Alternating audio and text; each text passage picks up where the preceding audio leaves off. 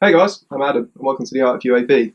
Today I'm going to show you how to set up the RunCam Swift 2 into your quadcopter. I'm going to be using the Eachine Wizard because that's what I've got to hand, but this should work on most quadcopters anyway. So we're going to be getting inside, cutting some cables, soldering a few cables to the right places to get this actually working. The Wizard camera that came with it is shocking, so I do recommend if you're going to fly FPV to get yourself a half decent camera. I won't be showing you how to do all the settings on the camera, but there's plenty of videos on YouTube. If you get stuck, just drop a comment below and I'm happy to share my settings. Personally, I think it's down to your self-preference really, what works for you. But yeah, let's get inside the quadcopter and get this going. Right guys, I'm not going to go through everything you need to do some soldering. If you want to check this link now, that'll take you back to another video and I'll explain you what solder I use and methods how to solder. But I do want to thank my mate Jim for getting me a Flux pen. It's very kind of you, mate. It's going to make my life so much easier today when I come to solder. It might be worth picking yourself up a Flux pen. Let's get inside the RunCam box. What I like about RunCam, they do give you a second shell, which is quite nice. This one will fit differently to this one. This one's more for a bracket, which is going to be inside the box. This one will go onto the Eachine panels, like the camera that's already fitted. But I'm not going to be using that. I'm actually going to get rid of the panels today and actually put the bracket inside. Don't really care about these. I'd rather have the camera solid. So that's the overall look at the camera. Nice colour. It's got a lens cap. And in the back here, you probably won't see that on the camera, but I'm happy to read them out. You've got a little mic here. We won't be setting up the mic today because I don't have the cable for the VTX, but I will show you how it works and what you can do to if you've got the cable free.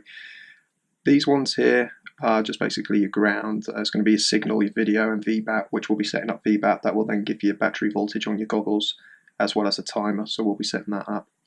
And these are the brackets I was talking about. There'll be a bracket inside and that'll just fit on there nicely. So manuals, don't need them. Some bolts and Allen key, that'll be for your bracket.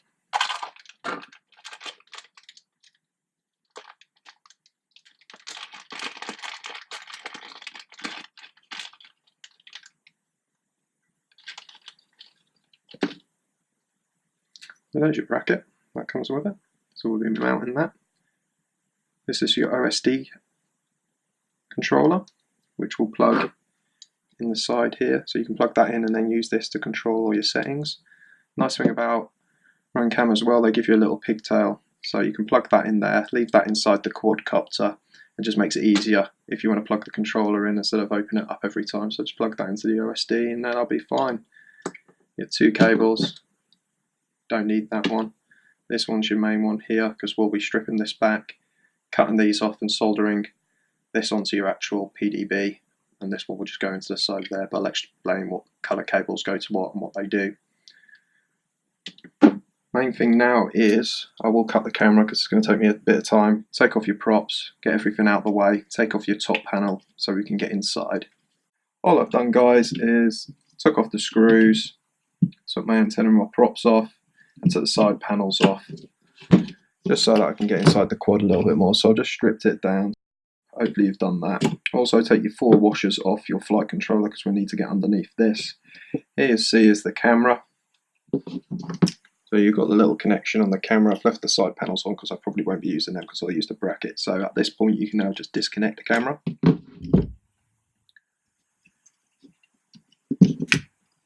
That can now be put to one side because we won't be using that. Before I start pulling the top part off, on the VTX here, you'll probably see this cable. This is Eachine. They've basically cut 2 of the cables off that we needed to make the microphone work here.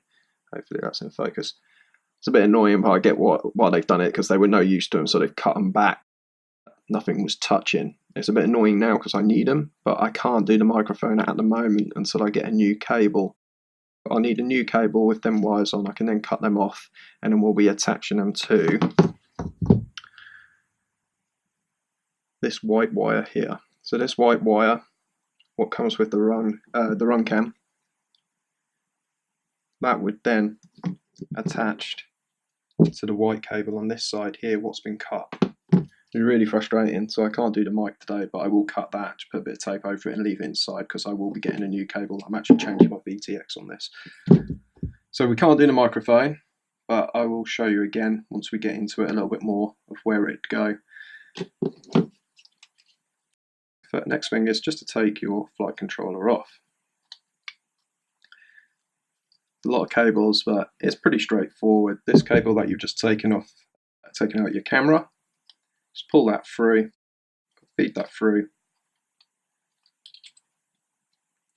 and it is literally these three on the side of the board here. So you're just following this bit of cable.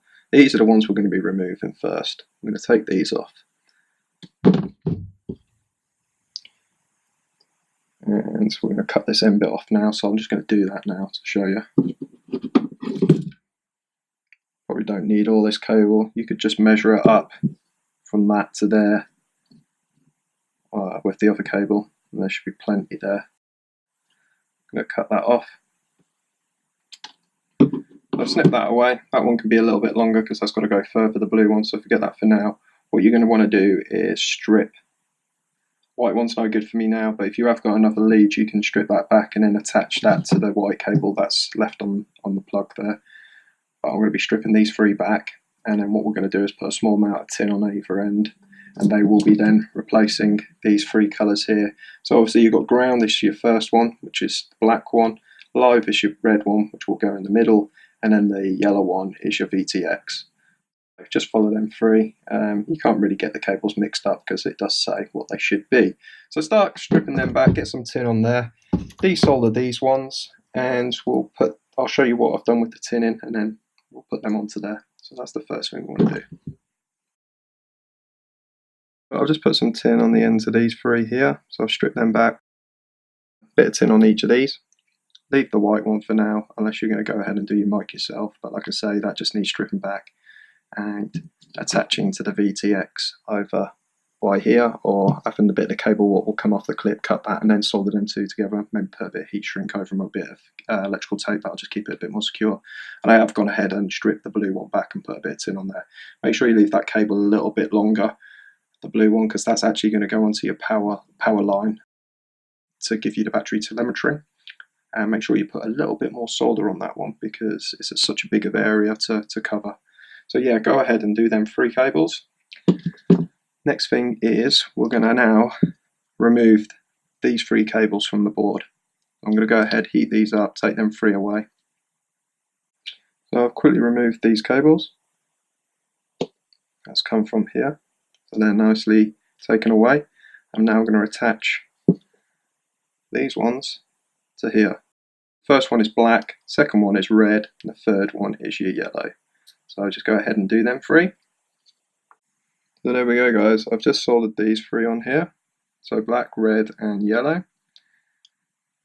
This one, like I say, ignore. And this blue one, and this has got to go.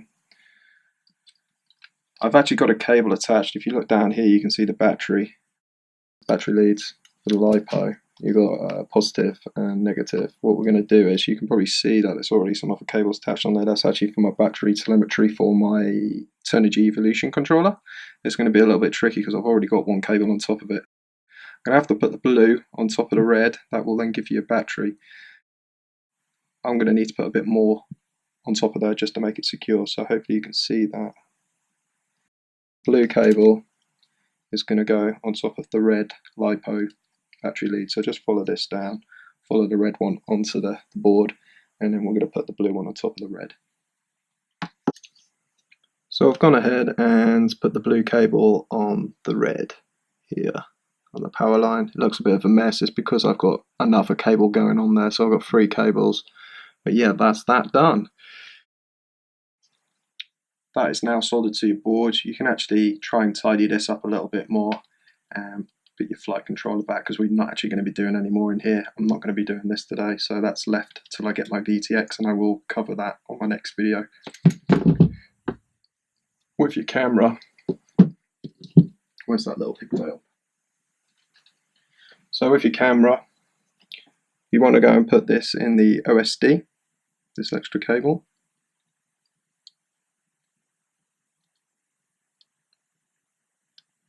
So that goes in there, the right hand side. That you can just sort of leave inside. It may rattle around a little bit, but I'm not too bothered about that. That will just basically, we can pull out through the side of the quadcopter and then plug in and change settings a lot quicker than trying to take the top off and trying to get that cable in the back there. So that can go in there. This one now will just plug into the back of the camera.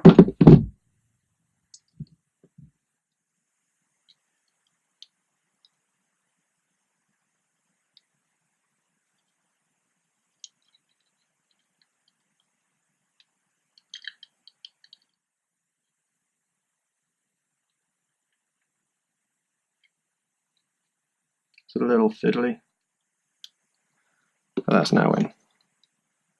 So that's now plugged in. Pull your cables nicely back, get your mount out, put your mount on here, and then just bolt that down to the bottom of the frame. It's pretty easy, or you can put the other camera on if you wanted to and use the side panel, so it's completely up to you.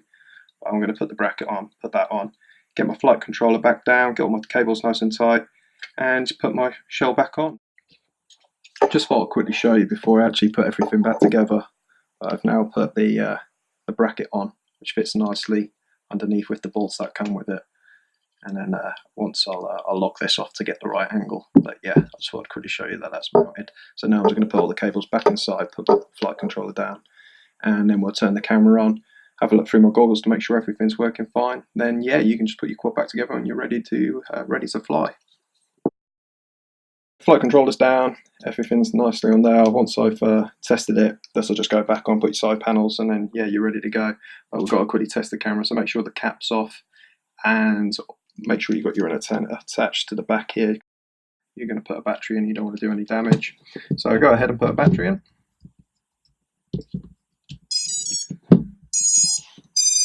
Right, so that's now on.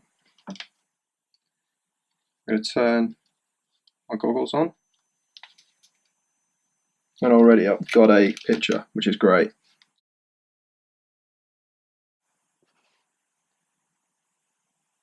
You can see down there. And down in the bottom left is your battery telemetry, which is working. All this stuff you can go in and move around on the screen using your OSD settings. I've just left the cable just coming out the bottom that I can just plug my cable into and just, you know, amend all my settings in there later, and then I can just push it up and hide it up in there. Be a lot easier to get to. That's the camera working, which is great. You might want to just focus the front lens. You're ready to go, guys. So we'll go back to the main screen now.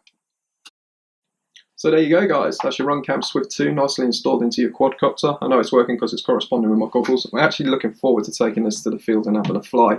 RunCam do a 2.1, a 2.3 and a 2.5mm lens. 2.5 is a lot narrower. A lot of quadcopter users actually use a 2.5mm camera.